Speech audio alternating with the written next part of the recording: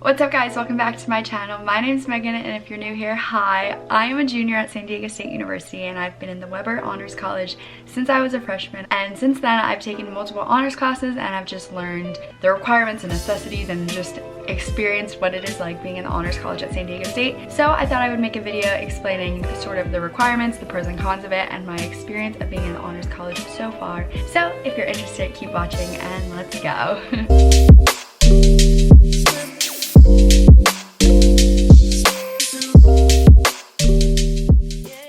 When I got into San Diego State University, I knew that I wanted to apply and eventually, if I got in, join the honors college for two reasons. The first reason, as a freshman, when you're in the honors college, you're required to live in Zura Hall, which, in my opinion, is one of the nicest dorms to live in, especially when the newer dorms weren't built yet. I was like, I need to be in the nicest dorms, and this is my way into that dorm. So I was like, sweet, if I get into the honors college, I'm going to be in the nicest dorm. That's sweet, that's awesome. I will do whatever it takes to be in a nice dorm. So that was the first reason why I wanted to join the honors college. And the second reason, I literally just wanted to join so that my resume looked good. I thought it looked nice if it had like, okay, San Diego State University, but you're also in the honors college. I just thought it made you look smarter. I don't know, I just thought it like presented you as a better applicant for like jobs in the future and just made you look more qualified and skilled. So those were the two reasons in which why I wanted to apply and join the honors college. So what does it actually entail being in the honors college? Alongside being in the honors college, you get a minor that comes along with it, and it's called interdisciplinary studies, and it is made up of 16 units that you take throughout the duration of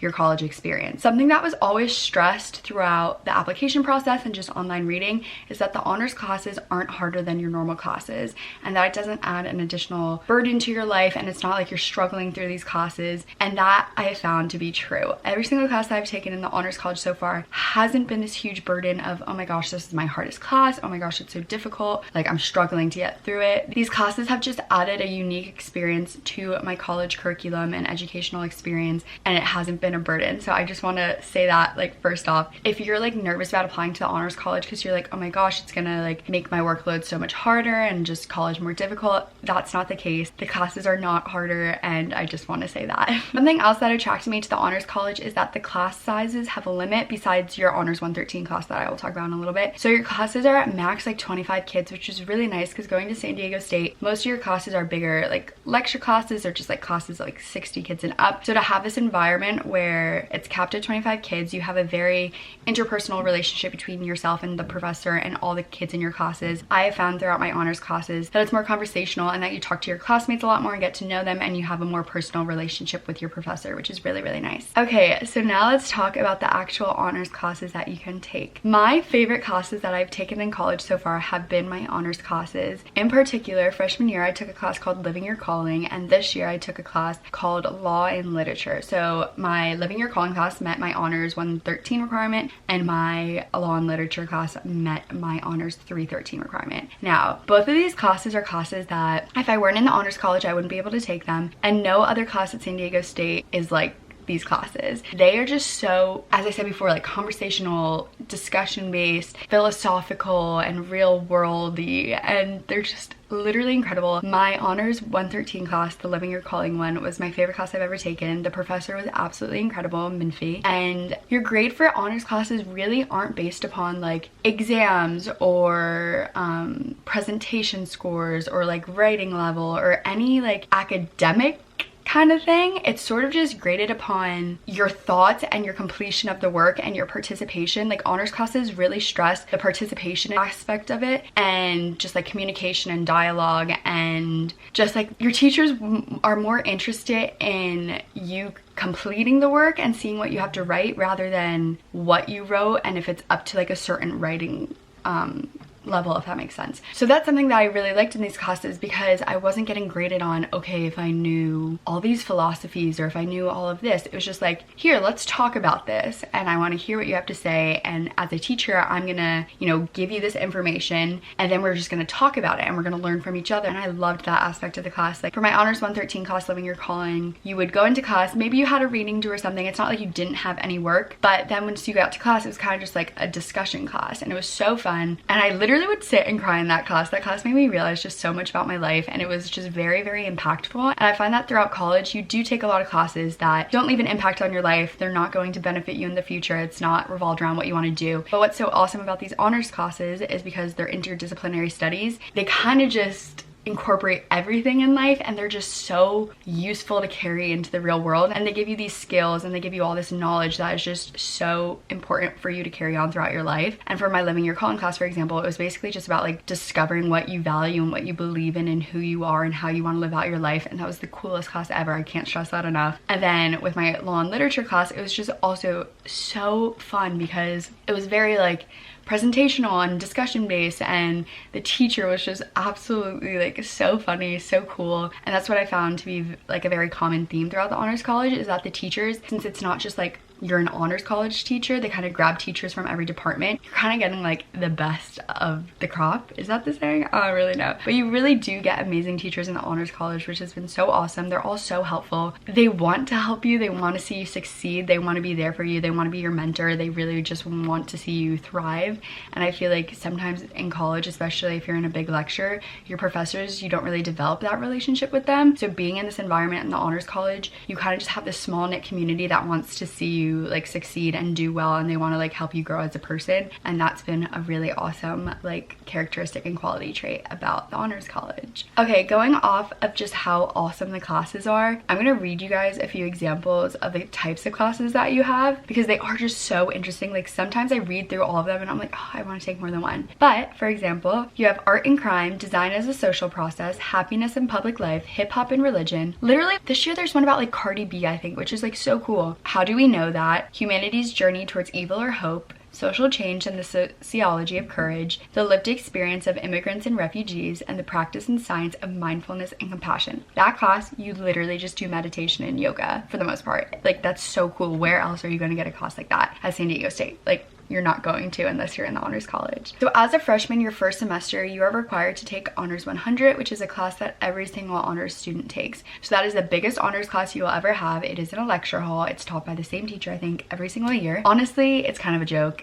Like, I'm just gonna be honest. It is a class that's super easy. You're most likely going to get an A. Sometimes the information is like cool. Other times just like, this is kind of boring and useless. Why am I wasting my time in this lecture? But it is an easy class. So it's like one of those classes where it's like, you feel bad complaining about it because it's so easy, but then you're still gonna complain about it because it's kind of like useless. But it kind of just teaches you about like what the honors minor is like for interdisciplinary studies, interpersonal skills. Like one class we literally learned how to like shake a hand for the longest time. I guess it kind of just depends your mindset going into it. I always went to that class like, I don't want to be here, and I was kind of just like going through the motions of the class. I know other students were really engaged and they developed a great relationship with the teacher throughout that lecture because she was super duper nice. Because of that class, a lot of my friends I know ended up dropping the honors college because they were kind of just like, if this is what the rest of the like minor is, like it's kind of useless and I don't want to do it. So a fair amount of my friends I know did drop after freshman year because after that class they were just kind of like, that was a waste of my time, like why did I do that? In addition to the Honors 100 class, you have to take an Honors 113 class, and that's the class that I was talking about, Living Your Calling, but there's so many other options that you can take to meet that requirement. And then you have to take various other courses throughout your college experience to meet the 16 units. So I know you have to do like 2 Honors 313 classes, like an Honors 495 or something, and then your last semester of college you have to take this one class like that semester it's required that you take it. So yeah, the classes are really, really cool. The one thing that is very, very frustrating and difficult, I will say, is that I could not get into an honors class my second semester of freshman year or all of sophomore year because my registration date was so far back. And as I said, like each class is only allowed for 25 kids, so it's a very small number of kids that can take the classes. And if your registration date is really late, you kind of just get fricked over and you can't get into a class, and that's really frustrating because you're like, I need to take these classes to graduate, but I can't get in them. So then your time schedule is just pushed back. And so like right now as a junior, I like my first semester of junior year, I am taking my second or third, I guess you could say, third honors class. So my first Honors 313, and next semester I got into another 313. In the big picture of things, I will complete my honors minor in 4 years, which is awesome. But it's like, I wish I could have finished it a little bit sooner just because I like doing things like when I want to do them, but I couldn't just take the class when I wanted to because they filled up and they don't add additional sections and they don't add additional classes a lot of the time. So that has been one stressful thing that I've encountered throughout the honors college. 2 requirements of the honors college that you have to complete before you graduate is a study abroad requirement and a HIP requirement. So a HIP requirement, I never really understood what that meant until I took my honors class and they explained it to you, but it's a high impact practice. So there's different sections of the HIP that you can complete, and it's like internship or research or something else. I don't know. Still, I don't know. I just know that I completed it through an internship. And then you have a study abroad requirement, which I was always really interested in because I knew I wanted to study abroad to begin with. So I was like, perfect. I don't care if that's a requirement because I wanted to do it anyways. But if you don't want to study abroad internationally, I know there's like other options for you to complete the study abroad requirement, but those are two things that you have to complete to graduate, I guess, from the honors college at San Diego State. So just keep that in mind. Like if you don't want to study abroad or don't want to do research or an internship, maybe that's not the smartest option for you, but definitely read into how you could go about completing the HIP or the study abroad requirement and see if that is something you would be interested in doing. So now let's talk about the perks and privileges that you may think you may get while being in the honors college. I thought, you know, oh, I'm in the honors college, I'm gonna get priority registration. That is not true. I will say that you don't get any priority, and that kind of sucks, but whatever, life goes on. Another perk of the honors college is the advising that we receive.